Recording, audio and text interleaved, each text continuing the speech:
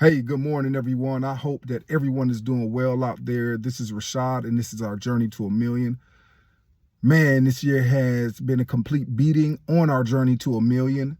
You know, at the end of last year, I did a net worth update, and at the time, I was like, wow, I think by the end of 2023, we should hit that $1 million mark. And we have invested so much money in the market this year, but we have taken a negative net worth progression this year.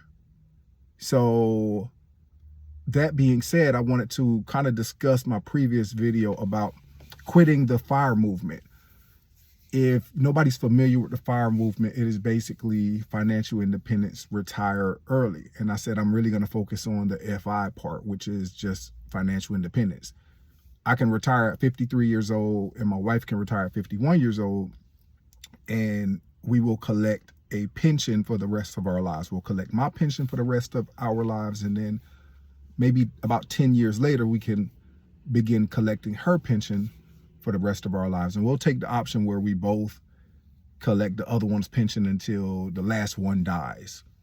So when you talk about FIRE, we really will be still doing FIRE when you talk about the expected average work age in the United States. You know, I think people work until 65, 67 years old. I think even Susie Orman said people should work till they're 70 years old. So the fact that I can get out at 53, my wife can get out at 51, yeah, we are still firing. We just aren't quitting our jobs before we actually can collect our pension plan. So we'll still be a very young age for retirement. It is because I was able to get into education here in Texas about a month before they changed the plan to where I would have to be rule of 90, and I am rule of 80. So when you add up my years of service and my age, it just has to be 80, and I could retire and get my pension plan. And I mentioned in the video the other day a book called Die with Zero, and the focus of that book really is to highlight the fact that, you know, we can invest so much money and have a heap of money when we die. And during that time that we were growing up in our early adult stages, we were, you know, passing up so many different opportunities in order to just create this enormous heap of wealth.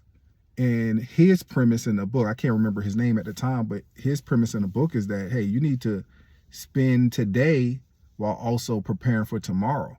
And you need to die with zero.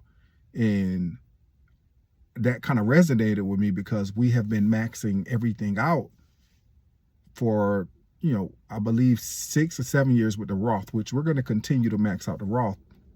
But we've been maxing out the 403Bs the last 2 or 3 years. And of course, 403B is a phenomenal tool to reduce your taxable income. At the same time, it has definitely constrained us to where we are not able to do other things. So yeah, we had this very high savings rate, a very high investment rate. And at the same time, we just were not able to do certain things. So we were finding that we might be pulling from a long-term savings account to fund something over here because we were throwing all this money into pre-tax retirement. So we have all of this money in retirement that we can't access really till 59 and a half years old. But then we don't have any true liquid savings. We are very illiquid right now, very illiquid. We have a couple of repairs that are going to be coming up, and I'm thinking it's a possibility that I'm going to have to take out a 2-month loan. I put it on a credit card and just pay it off in a month or two. So that's one of the reasons why, you know, we have decided to just stop investing so much in those pre-tax advantage accounts. And I wanted to also address a comment, and I appreciate Jeffrey Beck. I appreciate you for tuning in, man. If you are you know, first time viewer, thank you for the support, at least commenting on the channel. So let me just read his comment. It said, at the time when it is the best time to do it, the bottom of the market in 2022, human psychology, keep maxing out, pull back when the market is shooting up. So that is the thing. That is the thing. I try to make it a, you know, I think it's a habit of me to focus on dollar cost averaging. You know, hypothetically speaking, yeah, the market is at its low point right now. However, if we take that mindset, then it really is like your time in the market, right? So if I say, oh, I'm gonna keep putting in money just because the market is at its low point, well, what if I throw in $5,000 right now in the market, and then about a month later or a day later, the market drops significantly? You know, we just don't know. We don't know if the market is actually at its high point for the rest of 2022. This could be the highest day of 2022. It could drop in half by the end of the year. Who knows? Like, I just have always said, invest early, invest often, invest as much as you possibly can. Any extra dime that you can get your hands on, throw it into the market, you know? And now I'm just at the point where, you know, continue to invest as much money as you possibly can. As the sun happens to come up, continue to invest as much money as you possibly can into the market, while also not necessarily sacrificing things that you want to take care of today. Practice delayed gratification while at the same time balancing out what you want to do today in comparison to what you want to do, you know, moving forward, you know, when you look at possibly retire. So while I do understand where Jeffrey is coming from, I am at the point now where, like I said, if we don't invest another dime, then we have more than enough in our Roth. We'll have more than enough in our 403Bs. And then those are gravy accounts, because that's on top of the 2 pension plans that we'll receive.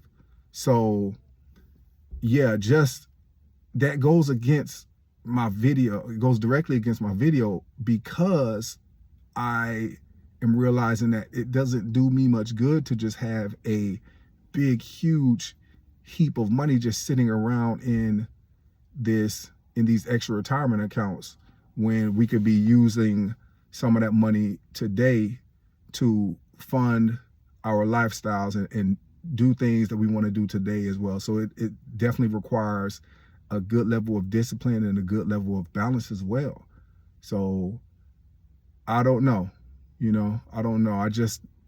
I know the $1 million net worth is coming, and that's why we titled the channel Journey to $1 Million. It's definitely coming. I'm hoping in the next 2 years, but we are going to just continue being slow and methodical and be patient. You know, it's been a devastating year as far as net worth is concerned, not only for us, but for everybody else in our country.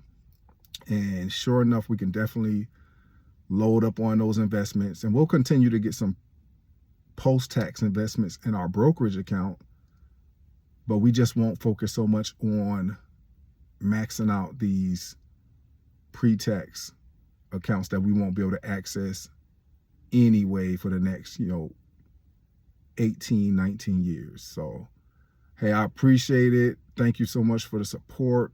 If you have any comments or anything, I definitely love to hear the feedback that I have received. If it agrees with what I'm saying, that's cool. If it doesn't agree, that's cool as well. But thanks for the support. Hey, you all have a phenomenal day. Take it easy. Hey, stay warm out there. Thanks.